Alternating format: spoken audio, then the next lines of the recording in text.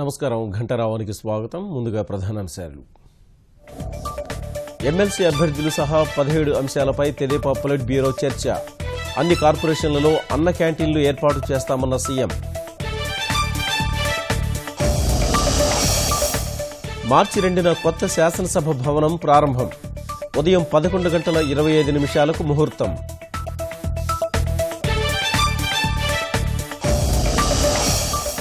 మన్ కీ బాత్లో ఇస్రోకు ప్రధాని ప్రశంసలు.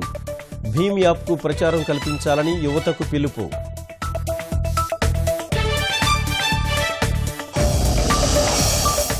అమెరికాలో హత్యకు గురైన శ్రీనివాస్ కుటుంబానికి బాసట. కేంద్రం తరఫున సాయం అందిస్తామన్న వెంకయ్య, దత్తాత్రేయ.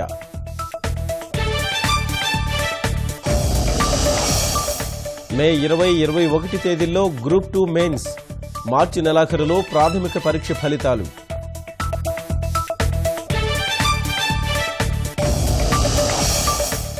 యూపీలో రేపు 5వ దశ ఎన్నికల పోలింగ్. 51 స్థానాల్లో కట్టుదిట్టమైన ఏర్పాట్లు.